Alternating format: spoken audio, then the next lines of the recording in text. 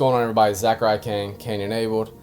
This is part 2 of the Chris Redfield story. If I'm doing it right, I think the title card will be like here for the video. Part 1. That's part 1. This is part 2. Part 3 soon. That's it. So like, subscribe, comment if you enjoy. Watch part 1. And that's really all I got. So let's get right into it. The BSAA and the Queen ZENOBIA incident, 2005. Shortly after the victory over the tyrannical Umbrella Pharmaceuticals Corporation, Chris Redfield and Jill Valentine collaborated with the Federations of Pharmaceutical Companies in the creation of a new civilian counterterrorism organization named the Bioterrorism Security Assessment Alliance, or BSAA for short. Chris and Jill, alongside a team of 9 other founding members, were referred to as the Original 11. The newly founded alliance faced its first major mission in 2005 when BSAA Director Clive O'Brien began an internal investigation in attempts to expose the Federal Bioterrorism Commission, or FBC's, involvement in a 2004 terrorist attack known as the Terra Grigia Panic. While doing so, O'Brien also paired Chris with new BSAA agent Jessica Sharawat, sending the duo to a mountain range in Valkoinenmaki, Finland, to investigate a rumored hideout of Veltro, a bioterrorist organization directly credited with the destruction of the Aquapolis in the Terra Grigia attacks. Arriving at the summit, the duo lose all comms with BSAA headquarters, forcing them to run the mission blind with no radio support. Then, after witnessing a cargo plane crash into one of the nearby ravines, they set out to search for any possible survivors. Arriving at the crash site, they discovered documents describing the handling of a special prototype that seemed to have been meant for the cargo on board the crashed carrier, along with the deceased body of the aircraft's pilot, expected to be a member of Veltro. After recovering the flight plan from the plane, the two head to the nearby Valkoinenmaki airport, the intended destination of the carrier. Heading through a nearby mine shaft on their way to the crash site, they're cut off by a pack of what looked to be mutating wolves. After dispatching of the bioorganic wolf pack, they now have heightened senses of urgency to get to the bottom of the mission. Arriving at the airport, Chris and Jessica spot a cargo plane similar to the one crashed back in the mountains on the runway. It's at this time Chris regains comms with HQ when Director O'Brien tells Chris that he had sent Jill Valentine with fellow BSAA member Parker Luciani to the Mediterranean Sea to follow up on a tip. But once they arrived at the destination, O'Brien lost all contact with Valentine and Parker. To make matters worse, Chris's partner Jessica interrupts the conversation to show Chris a gigantic flag flying from the air traffic control towers of the airport brandishing a Veltro crest, confirming the resurrection of the rebel terrorist group. Putting the pieces together, the duo, along with O'Brien, know that Veltro is behind the false information fed to Jill and Parker. So, concerned with the well-being of his friend and fellow BSAA member, Chris puts himself in charge of the investigation to rescue the stranded duo as Redfield and Sharawat set out to depart Finland, making their way to the Mediterranean to the last point of contact from Valentine and Luciani.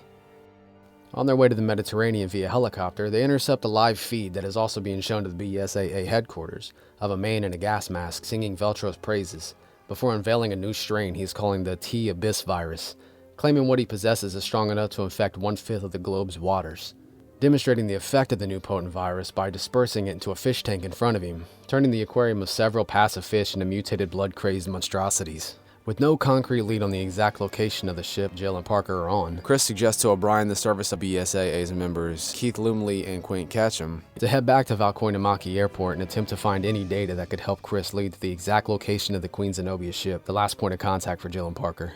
Successfully pulling coordinates from a security token on the body of a deceased Veltro member, Quint and Keith send the location to Chris.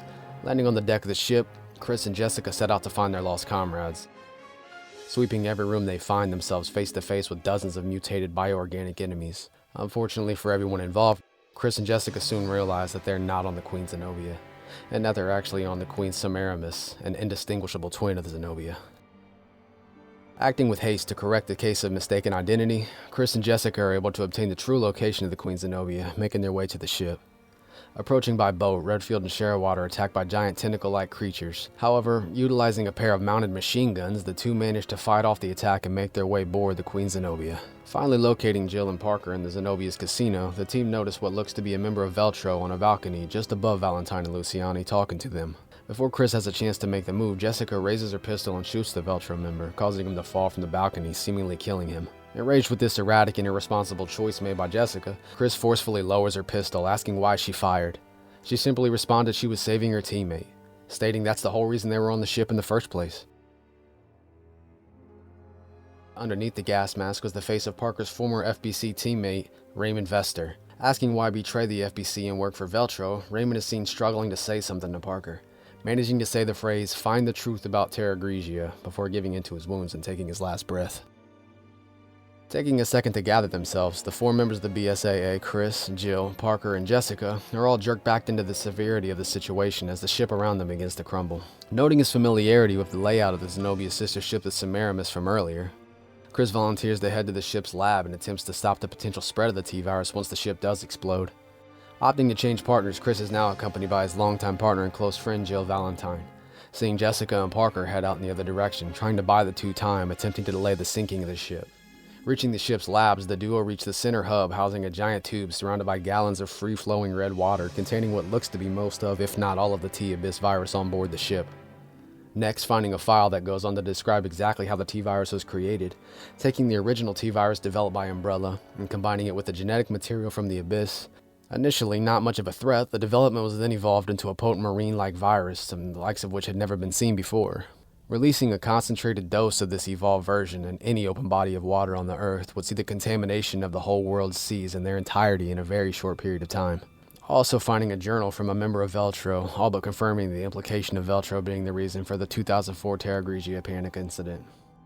It then goes on to document that same soldier as the T-Abyss virus gets leaked on that Queen ZENOBIA, infecting and mutating all of his friends, noting that at the same time the Queen Semiramis was in the same fate. All too close to coincidence, accusing a mysterious financial backer as to blame before the journal ends. Next, the 2 split up as Chris stays in the central hub trying to figure out the controls of the main computer while Jill sweeps adjacent rooms attempting to find a passkey to activate the T-Abyss virus neutralizing agent.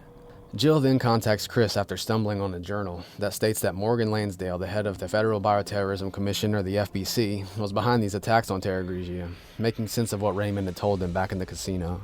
Jill then rejoins Chris and initializes the neutralizing agent, completely nullifying every bit of the T-Abyss virus on board.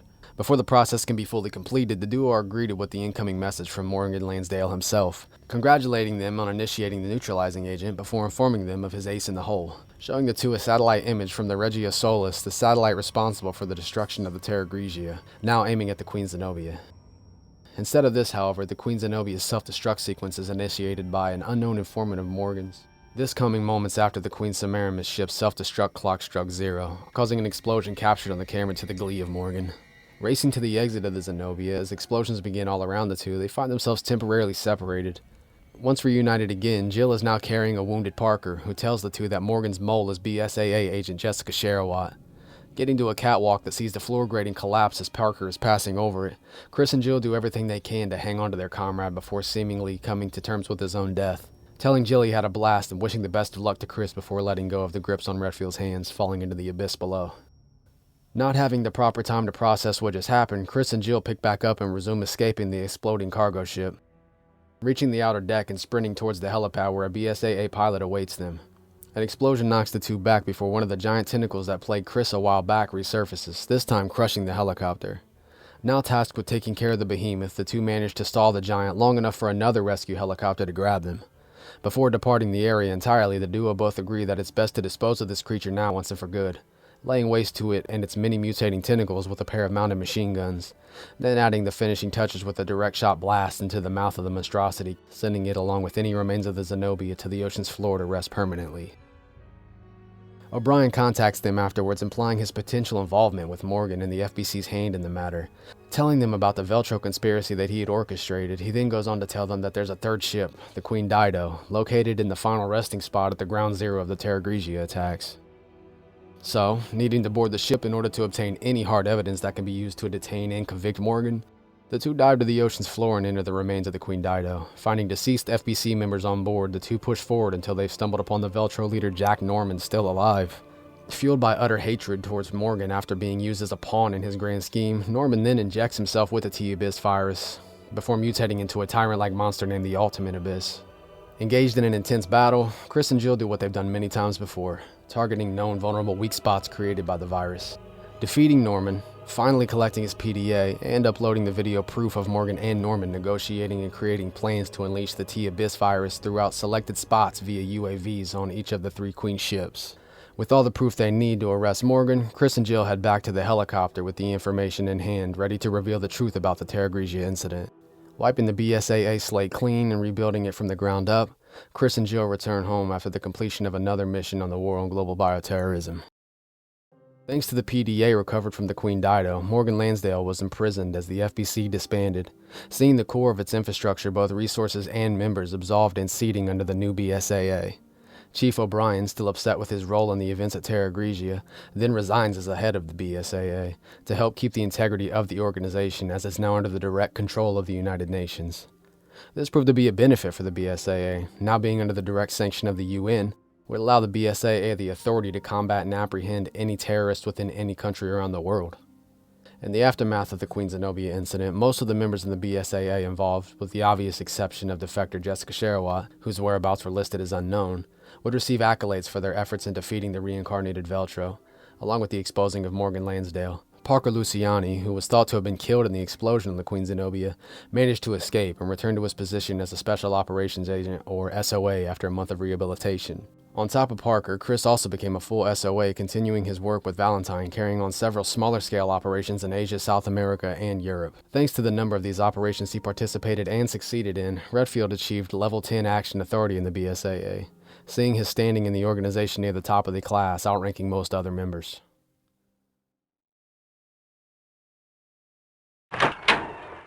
The Spencer Estate Investigation, 2006. In 2006, the BSAA received a tip on the possible location of former Umbrella Pharmaceuticals CEO and founder Oswell E. Spencer, who had been the focus of a global manhunt following the 2003 chemical plant incident in Russia that officially tied Umbrella to the bioterrorist accusations thrown by Redfield and all of his cohorts for the better part of the past decade. Redfield and Valentine were requested by the European branch of the BSAA to follow up on a lead, with the hopes of gaining information on the location of Albert Wesker. Arriving at the Spencer estate tucked away high atop a cliffside far from the reaches of everyday civilization. Entering the front door, the two were greeted with a scene all too familiar, the layout of the estate striking an eerie resemblance to the mansion nestled within the Arkley Mountains in '98. Within their first several paces inside, the duo could sense the evil within, coming across blood splattered in pools in various areas of the mansion's first floor. Ascending the stairs to the second floor, the two then stumbled across the bodies of several of Spencer's personal security guards, brutally murdered and thrown about the balcony.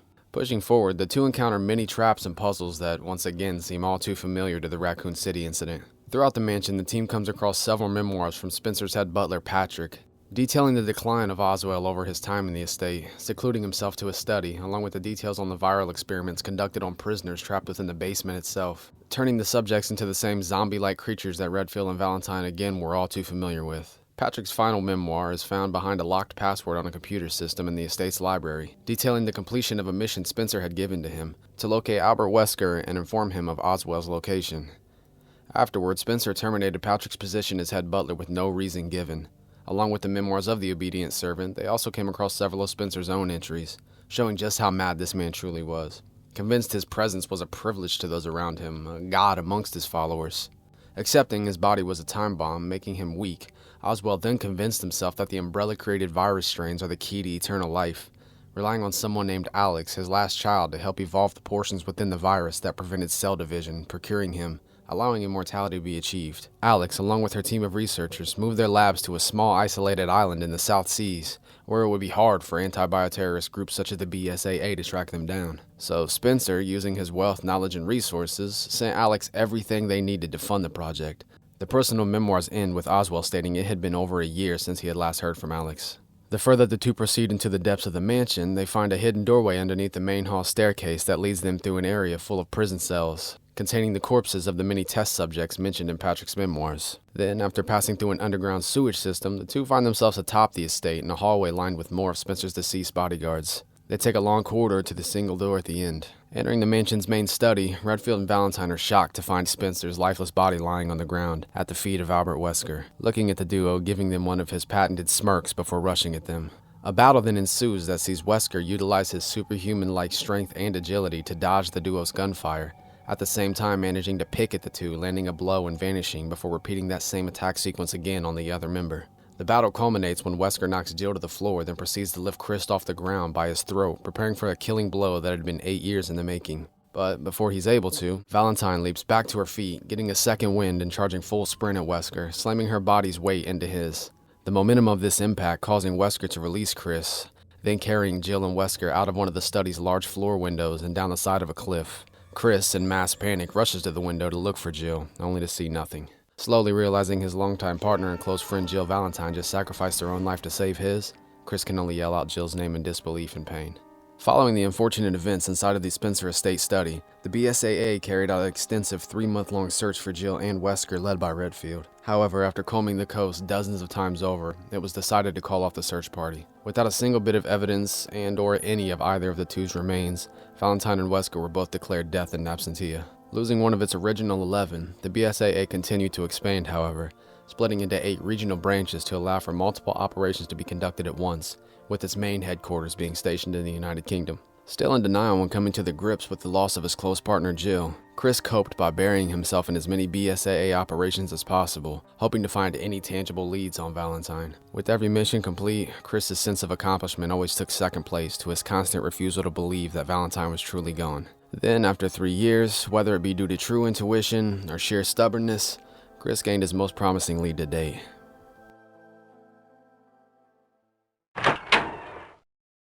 The KIJUJU Incident, 2009. In February of 2009, Chris received information on potential bioweapons dealings within the KIJUJU Autonomous Zone in Africa. This intel indicated that the deals were between an Islamist terrorist cell and a bioweapons smuggler named Ricardo Irving. Chris then passed the information off to the West African branch of the BSAA, who were already investigating this zone. Along with this information of bioweapons dealings, Chris was also passed the information that his partner Jill Valentine was still alive and had something to do with the entire situation in KIJUJU. Choosing to keep this part of the intel close to the vest, Chris decided not to tell anyone and instead chose to approach the mission like any of his others. Choosing to use his authority granted from his level 10 action rank, Chris inserted himself into the operation to arrest Irving. Arriving on the outskirts of a rundown village in the KIJUJU Autonomous Zone, Chris is greeted by a BSAA SOA stationed in the West African branch named Sheva Alomar. Informing Redfield that she was inserted into the mission as Chris's partner for both his safety and to ease the tension of the terrorist occupants within the area. Chris, still not over the pain of losing his partner Jill, does what he does best, prioritizing the mission and carrying forward to follow the leads on Irving. After passing through a small village, the two meet up with a BSAA intel agent named Raynard Fisher, who has the weapons and information ready for the two inside of a butcher shop. Raynard then confirms to Chris and Sheva that the rumored Ouroboros virus was in fact real, and the only solid lead is that Irving has knowledge of his potential and whereabouts. Hearing this, the two set to the town square, the suspected point of the next bioweapons dealing involving Irving. Entering a hut on the way to the town square, the two are stopped to see a group of villagers seeming to force-feed one of their own something they had no appetite for. Leaving the man alone in the room with Chris and Sheva, he then begins writhing in pain as streams of blood flow from his eyes like tears. Then staggering to his feet, clearly infected by whatever he had just ingested, the man then lunges at Chris in a crazed state, giving Chris no other option but to fire and kill the man. Pushing forward, the two make it to the town square, only to see a giant mob of townspeople gathered as their apparent leader holding a megaphone conducts a heated rally. Approaching quietly, the two BSAA operatives peer out of a window where they're shocked to catch a glimpse of the man that had just helped them secure their weapons and intel, Raynard Fisher, being decapitated by the angry mob's executioner. Still stunned, the two are slow to react as the master of ceremonies atop the gallows spots them in the window, ordering the mad mob of Majini maniacs to attack. Fighting through the crowd, the two continue to push forward, running through pathways through a village where they're once again stopped by a horrifying scene. Entering a room, the duo find members of the BSAA's Alpha Team completely massacred, with the exception of Alpha Team's Captain Dan DeChant, still clutching onto the last strands of life. DeChant goes on to tell Chris the entire mission was a setup, handing Chris a hard disk containing the information on Irving's dealings, before succumbing to his wounds and passing on. Pushing forward, the two run into the culprit of the Alpha Team's slayings, a massive new BOW infected with Ouroboros. Dispatching of this new monstrosity, Redfield and Alomar return to the task at hand. Locating a service laptop inside of a BSAA patrol vehicle inside of the cargo hangar, Chris logs into the BSAA networks and uploads the data from the disk given to him by DeChant.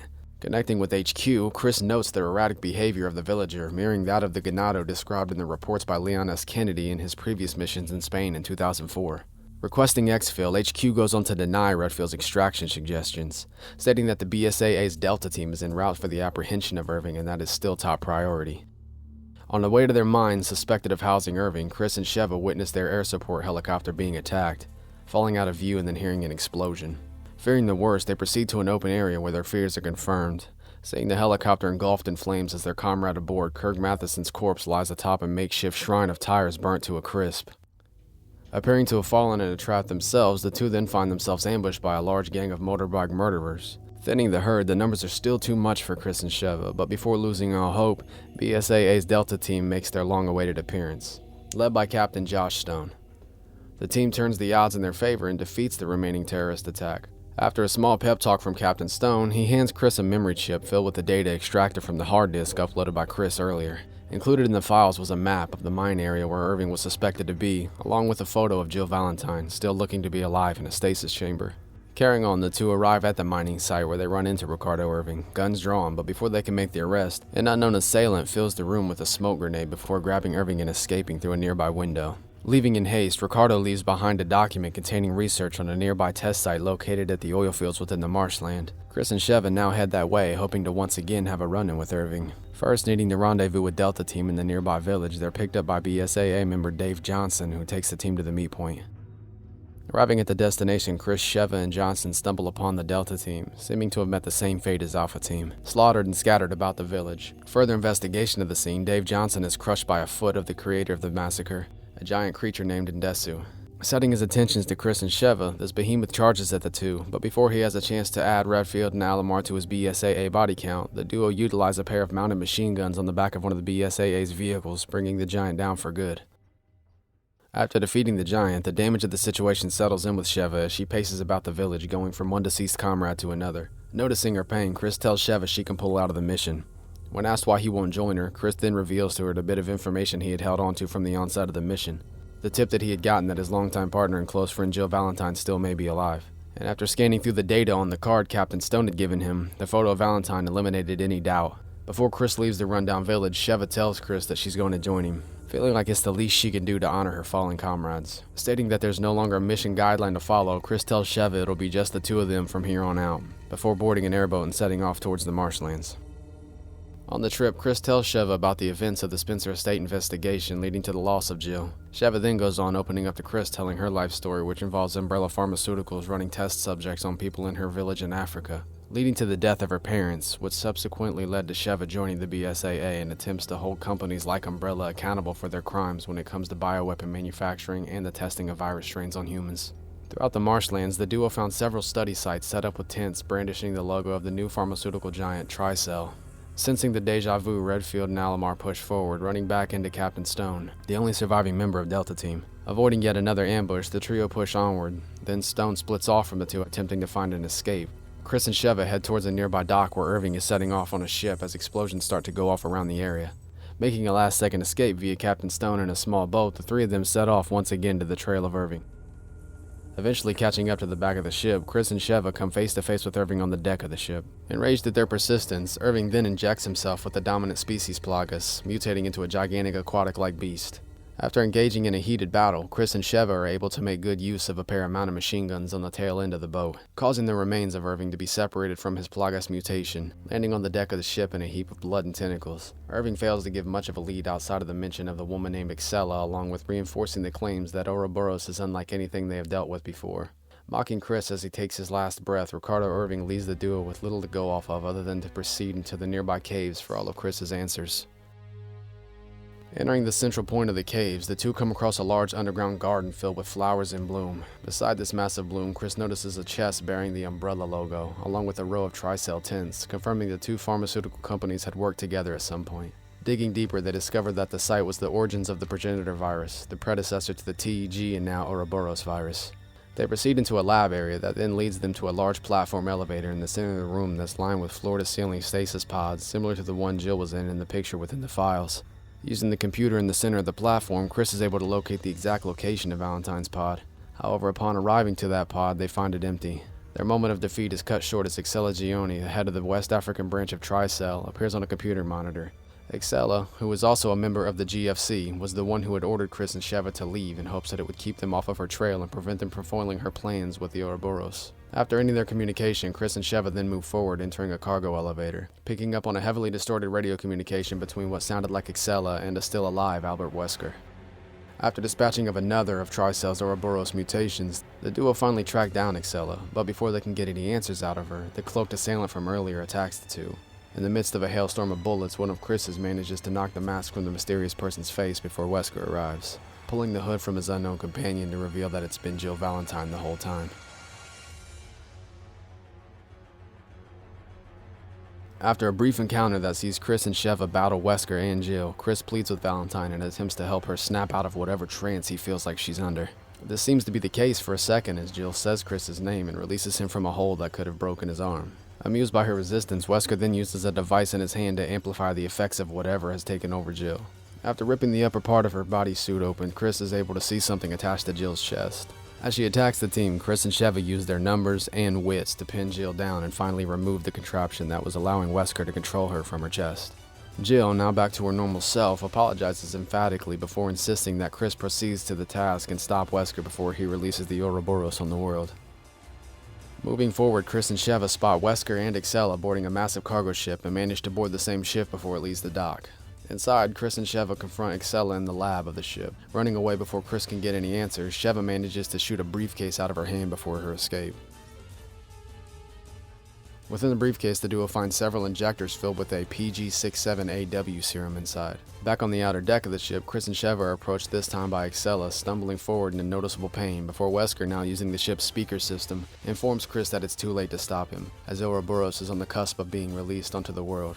He then bids farewell to Excella as he admits that he had dosed her with Ouroboros, which had rejected Excella, then causing her to mutate into a massive tentacle-like creature named the Ouroboros Ahiri, a phrase of African origin which means I love you. The battle between Chris, Sheva, and Ahiri rages on as the duo manage to use the ship's satellite laser device to target Ahiri, ending her with one good blast. Afterwards, Chris and Sheva spot Wesker on the ship's surveillance cameras preparing to board an assault bomber, his means for dispensing the Ouroboros. On their way to confront Wesker, Jill contacts Chris and informs him that the superhuman strength within his body has to be regulated with a serum. That serum is PG-67AW, the same serum Sheva recovered from the briefcase dropped by Excella. If given an overdose, Wesker's body will shut down and weaken, giving Chris and Sheva their only chance to defeat him. Confronting Wesker, as in the same spot on the surveillance cameras, a small battle breaks out. But with Wesker recently taking a dose of his serum, his strength is optimized and too much for the duo to handle without strategy. Once again using numbers along with manipulating the lighting on the ship, Chris is able to inject Wesker with another vial of the serum, causing Wesker to collapse in pain, then retreating to avoid Chris, taking advantage of his weakness. The three all board the bomber as it lifts from the ship, where once again they engage in a heated battle, seeing Chris yet again inject Wesker with another one of the serums. Attempting to hit the bomber's override to cancel its course of optimal altitude and subsequent deployment of the Ouroboros, Chris manages to engage the lever, causing the bomber to free fall from autopilot and crash land on an active volcano. Escaping the wreckage, Redfield and Alomar watch as Wesker crushes the protective casing around the Ouroboros missile that was meant for billions of innocent lives, causing him to mutate. A final battle begins as Chris and Sheva evade a massive whip-like tentacle still wrapped shrapnel from the missile casings flailing above Wesker's head, ready to strike like a cornered snake. Chris and Sheva find themselves separated as Wesker sets his sights on Alomar, Chris showing his strength with expert-level boulder strikes, shoving the oversized rock into the lava, forming a platform for Sheva to jump across and rejoin his partner. As Wesker approaches the two, the ground beneath him gives way, causing him to fall into the lava. At the same time, Captain Josh Stone and Jill Valentine appear in a helicopter, allowing Chris and Sheva the chance to escape. But as they reach the top of the ladder, Wesker makes one final attempt at taking Chris's life. Much like he had done every other time, though, he's unsuccessful. This time for the last time, as Chris and Sheva send a pair of missiles guided directly into the face of Albert Wesker, causing a massive magma explosion, finally putting an end to Albert Wesker once and for all. Following the events in KIJUJU, Redfield's sense of belonging and the constant war on bioterrorism was restored, the road ahead seeming as long as the one he had traveled before. Chris was determined to live, believing that the world without fear is worth fighting for. Initially, Chris believed that defeating Wesker meant the absolute end of his mission. His stance changed when he accepted the inevitable realization that the next Albert Wesker could always just resurface tomorrow. For this reason, Chris chose to return to the BSAA, helping bring in a new generation of agents that had that same passion he had once had when he had formed the Alliance. In the meantime, Chris returned to the United States to get Jill the much-needed rehabilitation, which was needed after the entire ordeal being a test subject for Wesker's wicked experiments. During this time, Chris was contacted by lifelong Air Force friend and STARS teammate Barry Burton, congratulating Redfield after catching wind of the events in KIJUJU. From this brief interaction, the two, along with Jill, reconnected, in turn leading to Redfield and Valentine extending an invitation for Barry to join them in the North American branch of the BSAA, which Burton happily accepted. Outside of catching up with longtime friends and keeping up with the wellness of Jill, Chris set out to train the younger recruits, taking his first step in the process by stepping away from an SOA or Special Operations Agent, where he was set up to working alone, and choosing to be the captain of an SOU or a Special Operations Unit. Shortly after the move, Chris began scouting new recruits, including a highly skilled Army sniper named Piers Nivens. Nivens, impressed with how Chris seemed to treat his new recruits and teammates more like family and less like the grunt-like maggots his Army superiors appeared to have valued its soldiers, accepted Chris's invitation to joining the SOU in the North American branch of the BSAA. Redfield seemingly took favor to Nivens from the beginning, who showed the most promise among the new class. At the same time, Chris continued to recruit and train the next generation of the BSAA.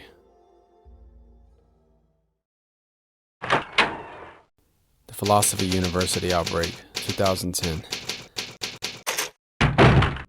In August 2010, Chris was contacted by BSAA advisor and former STARS Bravo team medic Rebecca Chambers, requesting Redfield travel to the Philosophy University in Western Australia, where she was currently located, to look into a small string of student disappearances. Feeling this is a great opportunity for Nivens to put his training to the test, Redfield elects to put Piers on the case as his partner in this rendezvous. Setting out days after the initial request, Chris and Piers are once again contacted by Chambers, now in a state of panic, describing to Chris what sounds like a potential virus outbreak at the university. Arriving shortly thereafter, the two get the confirmation they feared, running into infected students patrolling the grounds of the campus. Pushing into the campus, Chris and Piers meet up with Rebecca, who's accompanied by BSAA Oceania member Sophie Holm, as well as a Philosophy City PD detective Barrington Mayer. Chambers informs the duo that she had managed to direct the surviving students into a secure section of the building. Noticing the similarities of the infected in the Raccoon City incident, Chris suspected the cause of this outbreak to most likely be created by the T-virus or something similar. Chris then splits the members of 5 into 2 separate teams, with Mayer and Holm going on one side of the university as Rebecca, Nivens, and himself travel to the opposite direction, dispatching of any infected and rescuing any survivors along the way. On their way, Rebecca reveals to Chris her true purpose at the university, filling in as a teacher to cover up her investigation of the university's staff itself, noting university founder and president Ezra Bennett has been bribing Detective Mayer to keep a lid on whatever has been going on the campus as of late. Expecting the university's molecular biologist, Professor Howard, likely involved with the outbreak. With Howard being the only lead, Chris and the others set to travel to the professor's lab on the 4th floor of the university. Entering the fossil museum, the trio run into security guard Posh Brown, who takes the team the back way to gain access to Howard's office. Chris finds a hidden passage behind the very out-of-place Irish giant fossil. Then, entering the secret area, the team finds research on BOWs and various viruses, along with a briefcase bearing the unmistakable mark of Umbrella, housing several vials of T-virus inside, confirming what they had both already believed to have caused the university outbreak, as well as confirming Professor Howard as being the one behind the release of the virus. After hearing more on why Rebecca was investigating Professor Howard specifically, Detective Mayer returns only to take Rebecca hostage, threatening Chris, instructing him to take care of the rest of the infected and then leave the university, making no mention of what Chris had seen, so that the detective could still receive his bribes from President Ezra, or else he would kill Rebecca. Finally entering Howard's lab through a passageway from inside of the hidden door, Redfield is blindsided by the man Rebecca had teamed with 5 years prior and who had thought to be dead, the son of the professor, Tyler Howard. The two engage in a brief but intense battle, only stopping after Chris mentions Tyler's father being the cause of the outbreak on the campus. Refusing to believe his father could be that evil, Tyler accepts Chris's offer to help locate Professor Howard in order to prove either his innocence or his guilt.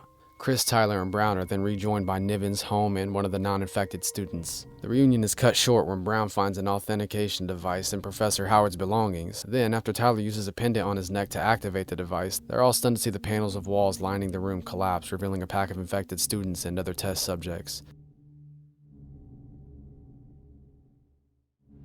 Dispatching of this threat, the team once again splits up as Chris continues to locate Professor Howard. Chris, Piers, and Tyler eventually track the professor down, back in the president's office holding Ezra at gunpoint. Blinded by the love of his own work, Professor Howard doesn't allow himself to believe that Tyler is actually his son, choosing to stand by the beliefs that his son died 5 years prior, which was the cause that drove him down the path of bioorganic weapons and virus development. Professor Howard goes on to tell the team that the briefcase not only contains T-virus, but also houses several vials of a new virus he had created from DNA extracted from that Irish giant fossil that Chris had ran into earlier, concealing the hidden room. President Ezra manages to escape with the briefcase, leaving the professor with nothing. Now enraged with the fact that he has nothing left, Howard unleashes a tyrant model that was infected with his new virus. But after using their numbers, the trio managed to defeat the tyrant, to the dismay of Professor Howard. Now at his wit's end, the professor injects himself with a vial of the virus he had in his coat pocket. As his mutation began to take over, however, Tyler emptied his handgun into his father's transforming body, killing him before the mutation could be complete. Heading to the rooftop of the university, the team is once again reunited with Rebecca, who is abruptly accosted by one of her star students, Mary Gray. Mary tells the team she was injected with the T-virus in hopes to cure the blood disease she had suffered from.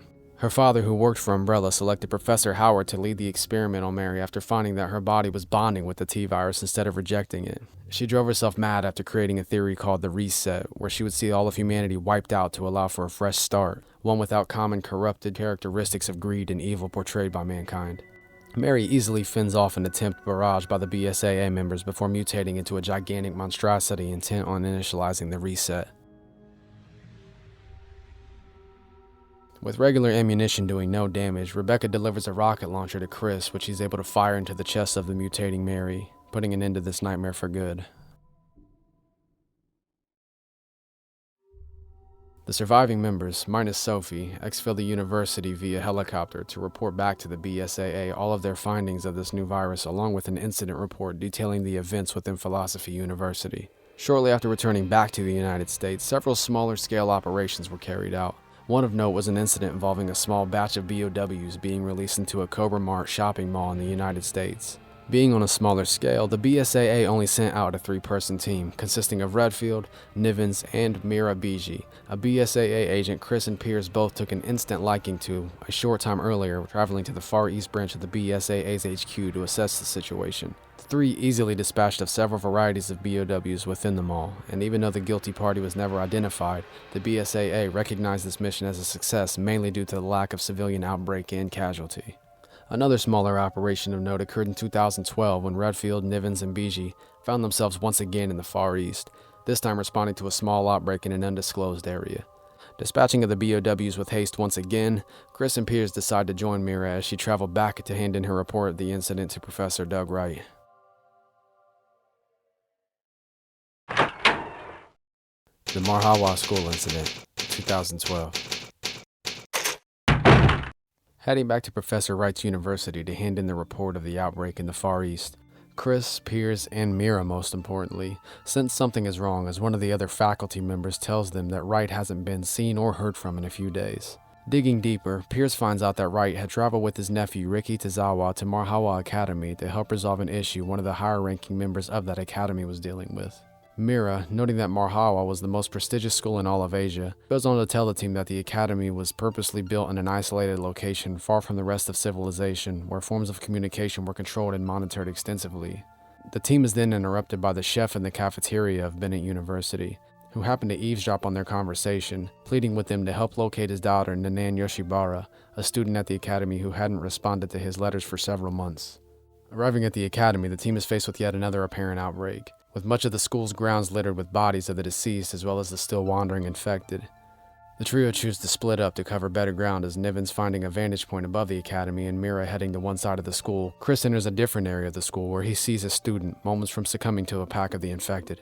Chris unloads his clip of his assault rifle into the group, saving the student who happens to be Ricky Tazawa. Chris gives Ricky a comms earpiece and asks Tazawa to explain the cause of the outbreak at Marhawa Academy.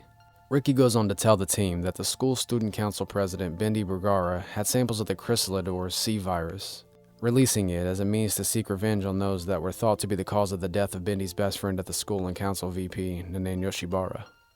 Due to the trio entering the area with no clue of what to expect, Chris accepts the fact that they are unprepared to deal with the extent of this outbreak. Also realizing the construction and placement of the academy making it impossible for the team to call for backup on campus, Chris then orders Nivens to the outskirts of the property to contact the Far East branch of the BSAA to request additional support. He then orders Mira to locate and apprehend Bindi as himself and Tazawa were heading to locate Professor Wright. Arriving in the medical area of the campus where Wright was left after sustaining previous injuries, the two are greeted by the professor. Unfortunately for them, he was no longer human, as the effects of the C-virus took a grip on Wright, turning him into one of the infected. Heartbroken and angered with tears in his eyes, Ricky along with Chris helped put his uncle out of his misery. On the table beside the bed Wright had been sleeping on, Chris finds a note to Doug from the Marhawa Academy headmaster Gracia Delinicus. The note details to Wright that she believes she knows the reason behind the release of the C virus on her campus. Not directly, but at the hands of someone who felt that Mother Gracia had wronged them. She then goes on to instruct both Doug and Ricky to head to a nearby underground control room where there's a helicopter that they can use to escape the infected grounds. Aware of the underground area, Ricky leads the way as the two head to the helicopter and attempts to rescue anyone left uninfected. While on their way, Chris is contacted by Mira, who tells Chris that she has located and defeated Bindi, who had mutated into a BOW after injecting herself with the C virus. Chris then tells Mira to meet up with him at the entrance of the underground area. Mira reveals to Chris that Bindi had killed all of the remaining survivors in the academy, leaving Ricky and the BSAA trio the only members left surviving. On top of the news of no survivors, Mira then ignores Chris's request to meet at the rendezvous when Bindi rises back to her feet. BG tells Chris as a member of the BSAA Far East branch it's her responsibility to take Bindi down by any means necessary before disconnecting her comms completely. Chris, still accompanied by Tozawa, then decides to head to Mira's location to assist with her battle against the mutated Bindi as his family instinct kicks in. BSAA is his family and he'd never abandon family. Before Chris has a chance to make it to Mira, Piers contacts him and lets Chris know that the BSAA reinforcements have been deployed. However, due to how isolated the academy is, their ETA wouldn't be until at least the next morning. Knowing they can't risk attempting to survive until the morning, Chris tells Piers and Mira to once again travel to the helicopter, laying down cover fire for the duo as they make their way towards the underground area. On their way, Chris and Ricky are then cut off by Nanan, now a mutation herself, with pores covering her entire body that emit the C virus in gas form. Surrounded by combustible material, Chris and Ricky choose to head to safer grounds in order to deal with Nanan. Now away from any explosives, Chris takes to battle, deploying a flashbang grenade before placing the barrel of his assault rifle directly against the body of the creature, attempting to open fire. As a defense mechanism, Nanan then once again floods the room with gas from her pores, causing Chris to retreat.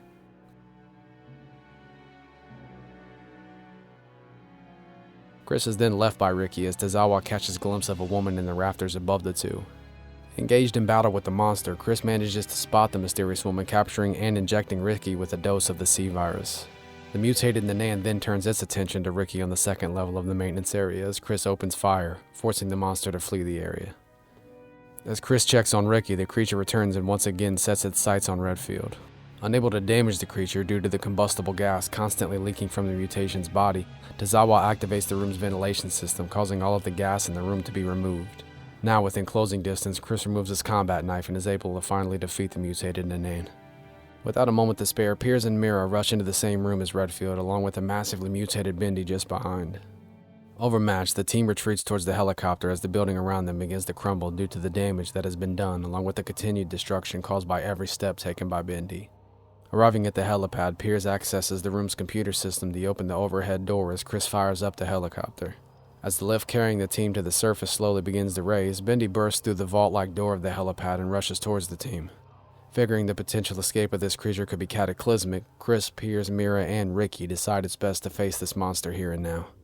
The four of them open fire on Bindi. However, in this form she is too fast for any of them. Then, after landing attacks on each of them, the creature then turns its attention to their helicopter. This provides to be the distraction the team needs, now honing in on Bindi and unleashing a bullet storm, obliterating the oversized mutant. After the victory, the team rushes towards the helicopter as the protective fencing around the helipad collapses, letting dozens of infected students rush towards them. Chris pilots the helicopter as Ricky, Piers, and Mira board. As they begin lifting off, the mutated remains of Nanan sends one of her razor-sharp tentacles at the chopper. Catching a glimpse of the incoming tentacle that was on a crash course to collide with the back of an unsuspecting Piers Nivens, BG throws herself in the way of the tentacle, impaling the BSAA agent. As Mira lay bleeding out on the floor of the helicopter, Piers opens fire on Nanan with a mounted machine gun, shredding what was left of the already severely damaged Nanan, managing to finally escape the infested academy. Her wounds far too great, Mira then leaves Chris and Piers with parting words, urging the two of them to continue their war on bioterrorism, succumbing to her wounds after making the ultimate sacrifice to save one of her teammates, mirroring that of Chris, treating a teammate more like family. Following the events at the academy, Chris and Piers find themselves reminiscing on the sacrifices made by Mira, as this mad web of ever-branching incidents seems to have no end in sight. Keeping their promise to Agent Mira BG, the two of them know that they will remain on the front line until this war is finally won.